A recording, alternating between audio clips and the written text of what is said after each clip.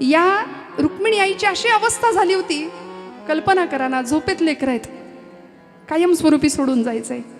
पोरांच्या अंगावरचं पांघरूण सरळ केलं आणि रुक्मिणी आई निघाली, परत माघारी फिरली.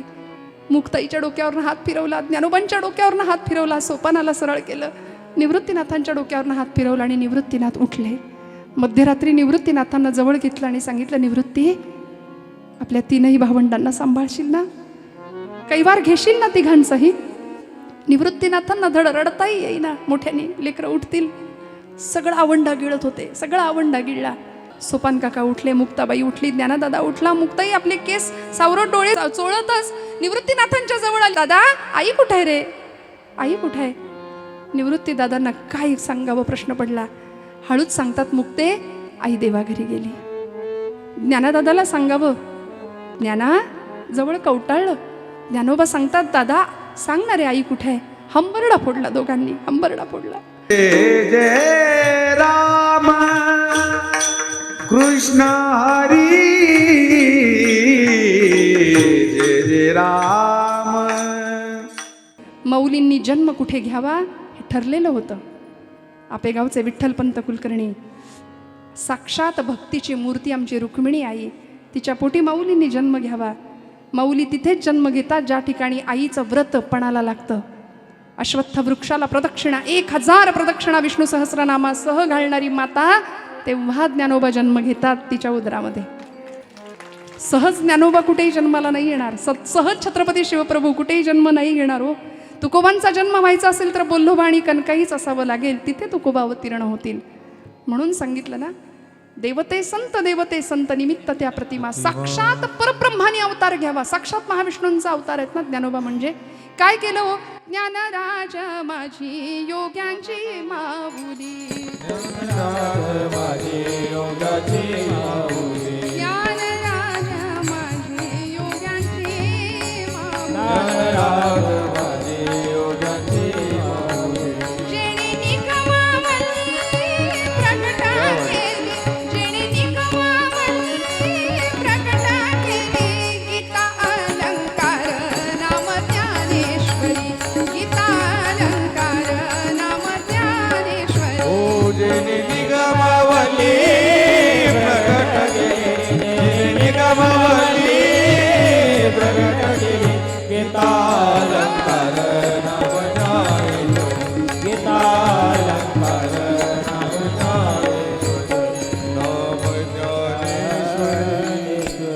श्रावण कृष्ण अष्टमीला जन्म झालाय माऊलींचा.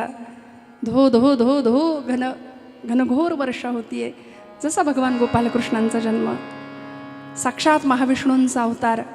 रुक्मिणी आईसाहेबांना मंद मंद बासरीचा मंजूळ स्वर कानावर पडावा. विठ्ठलपंतांना सांगावं, ऐकू येतोय का तो ध्वनी? मंद बासरी वाजतीये इंद्रायणीच्या काठाला. संन्याशाची पोरं म्हणून विटंबना व्हावी. या 4ही लेकरांचा जन्म अशा मातापित्यांच्या उदरी व्हावा. पण धर्मपीठांनी निर्णय द्यावा. विठ्ठलपंतांनी, आई रुक्मिणींनी धर्मपीठासमोर सांगावं, मुलं मोठी होत आहेत, मौंजी बंधन करावं लागेल, मौंज करावी लागेल.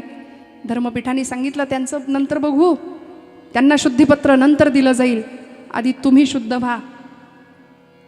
विठ्ठलपंत सांगतात, मान्य आम्हाला, धर्माची विटंबना आमच्याकडून झाली, त्याकरता आम्ही तुम्ही सांगाल ते प्रायश्चित्त घ्यायला तयार आहोत. पण आमच्या लेकरांना सुखाने जगता येईल अशी व्यवस्था करा ना. मातापित्यांनी काय मागितलं होतं धर्मपीठाकडे? पण धर्मदलालांनी निर्णय दिला होता, देहांत प्रायश्चित्त घ्या, पोरांचं नंतर बघू. विठ्ठलपंत आणि आई रुक्मिणीचा निश्चय झाला, लेकरांना जर सुंदर आयुष्य जगायला मिळायचं असेल तर आपल्याला हे जीवन संपवावं लागेल. म्हणून इंद्रायणीच्या काठी निघाले.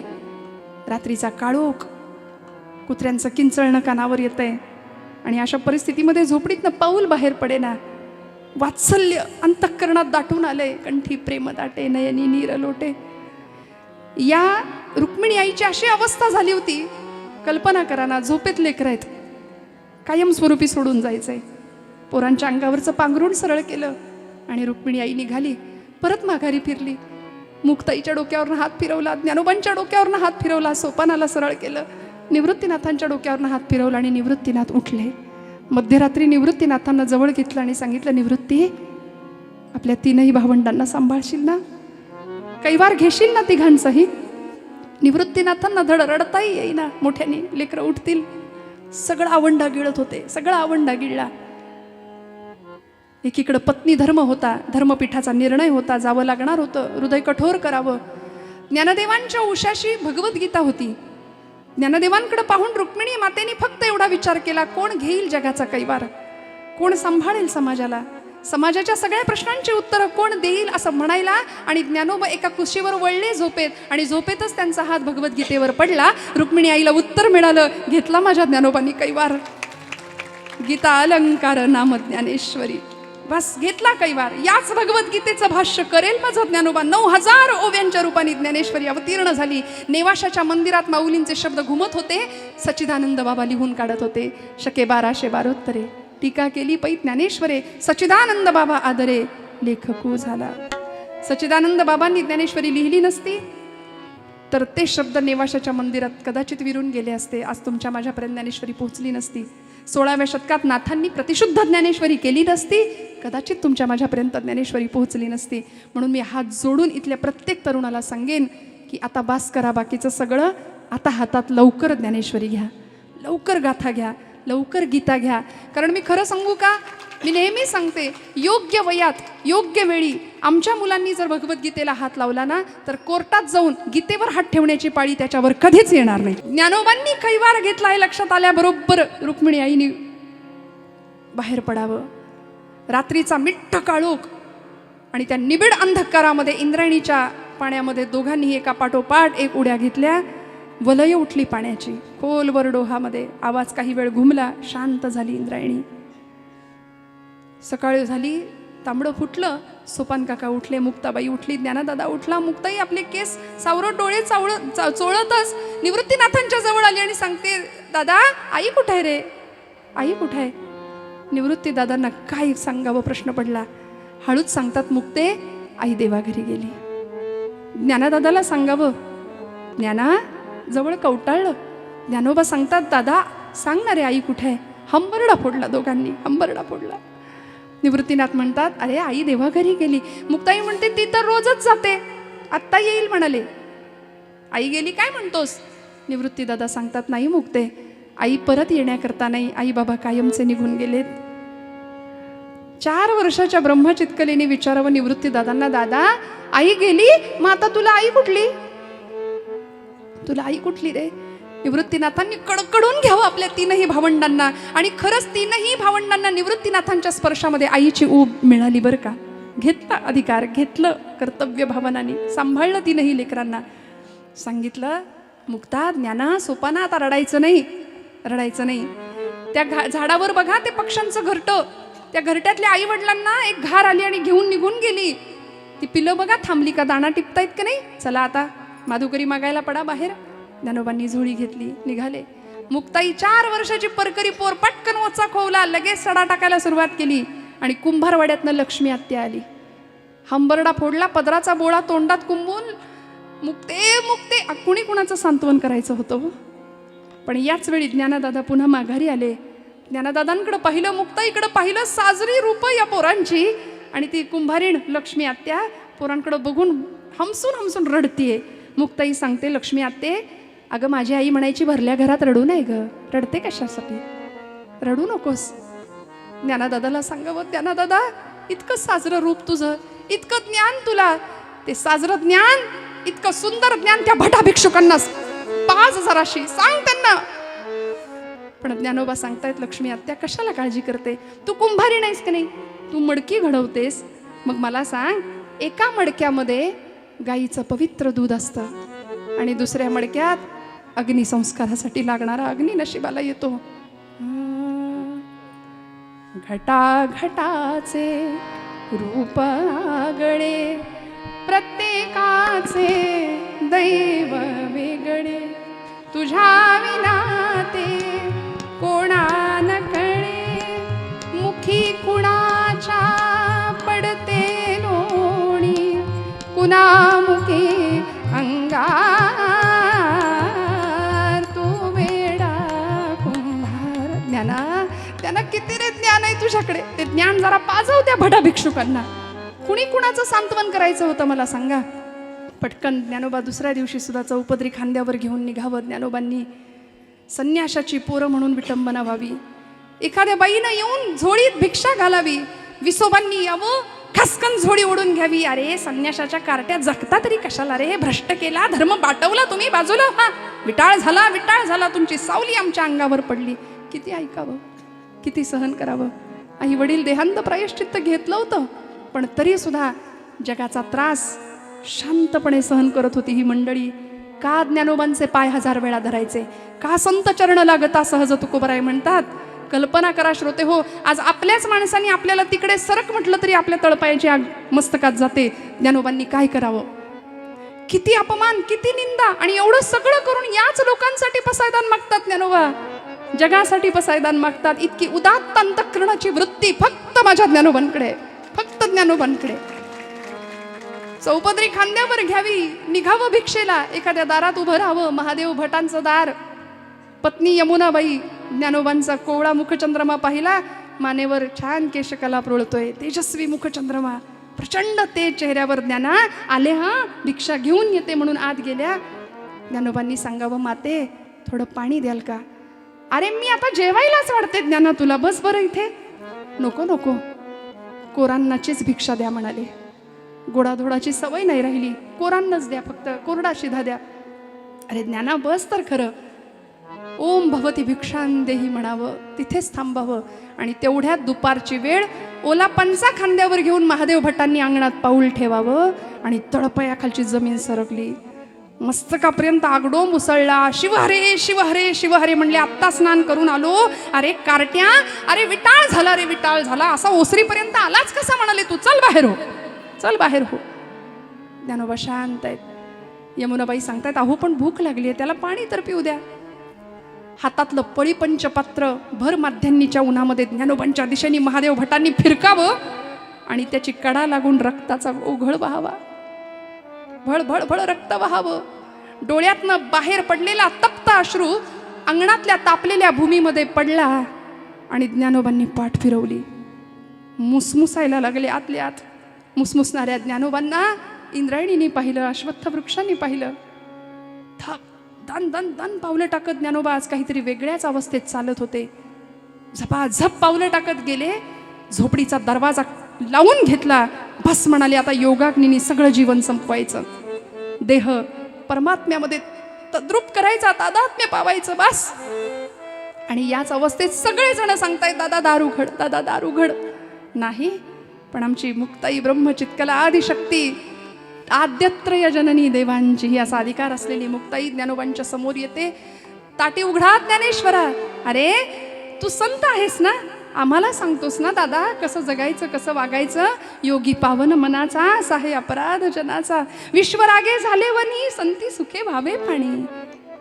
अरे आपलीच बत्तीशी चावली, जीभ चावली म्हणून कोणी बत्तीशी तोडतं का रे.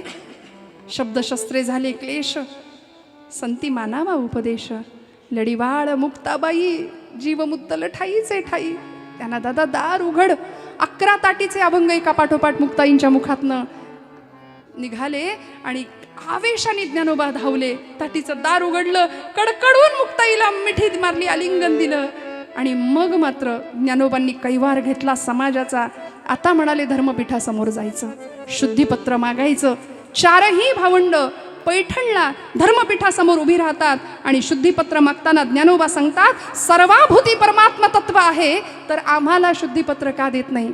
तुम्ही म्हणता त्या पद्धतीने आमच्या मातापित्यांनी देहांत प्रायश्चित्त घेतलं, आम्ही काय पाप केलं, आम्हाला काय ही विटंबना वाट्याला आली.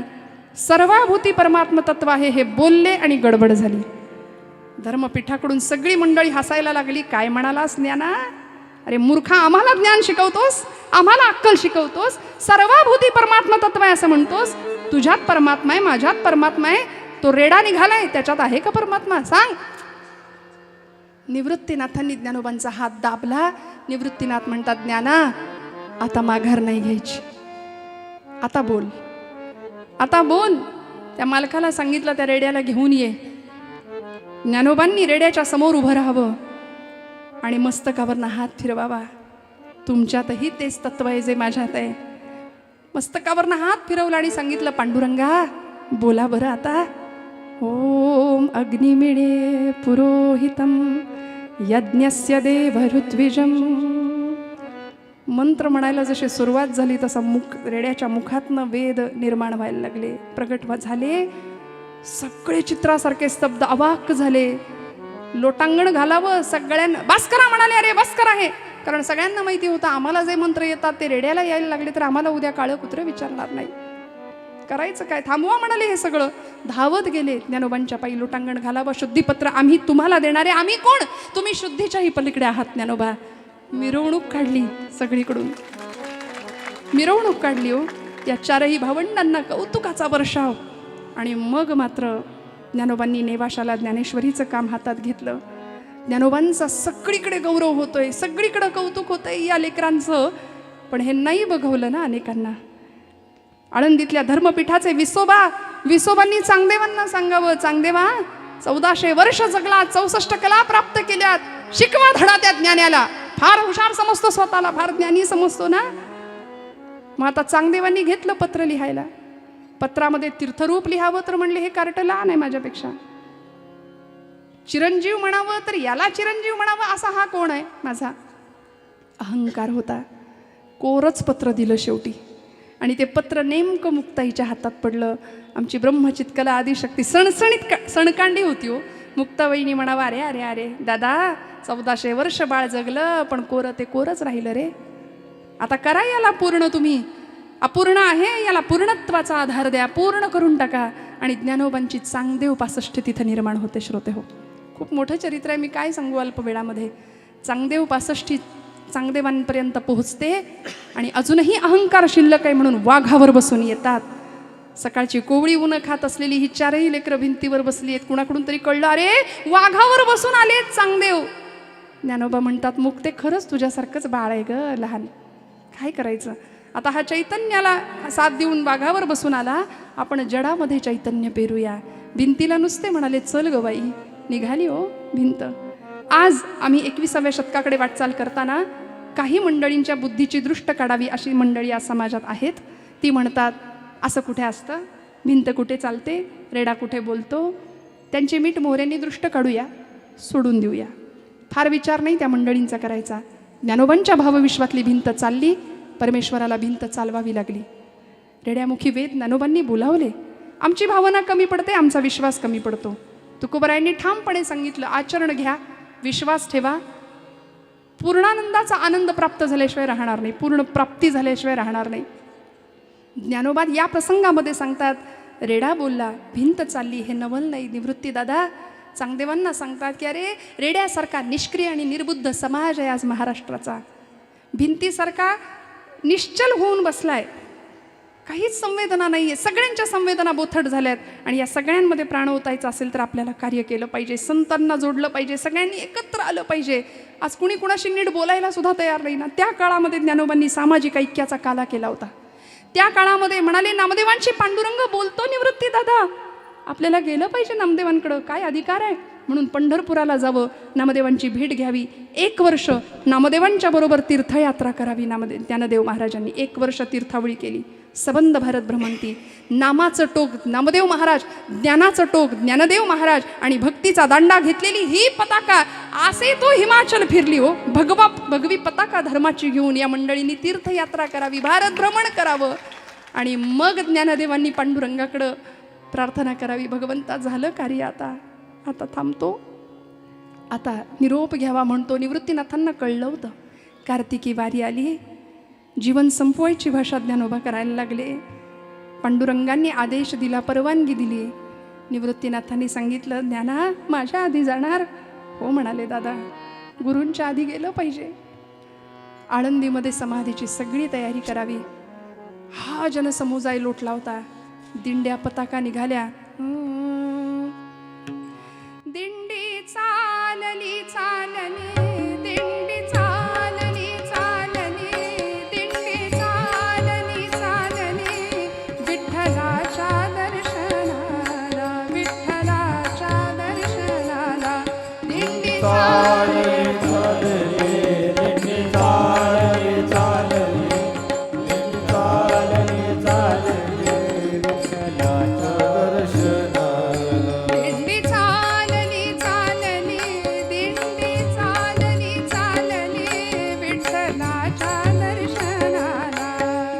चालली चालली दिंडी चालली चालली विठ्ठलाच्या दर्शनाला.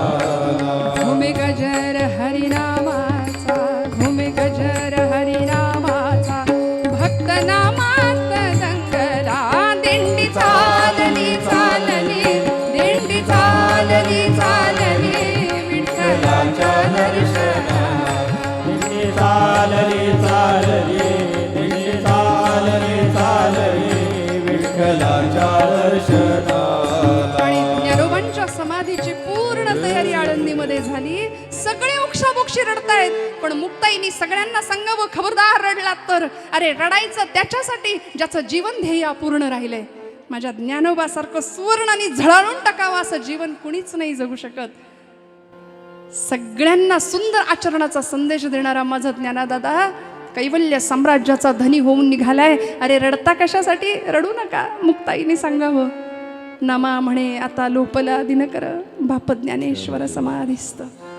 माऊलींनी समाधी घेतली. श्रोते हो, आज 750 वर्षानंतर तुमच्या माझ्या घरात आमच्या पणजोबांचा फोटो कदाचित नसेल, आजोबांचा नसेल, वडिलांचाही नसेल, पण ज्ञानोबांचा असतो, तुकोबांचा असतो. कारण ज्ञानोबांनी सांगून ठेवलं होतं, हे विश्वची माझे घर ऐसी मती जयाची स्थिर.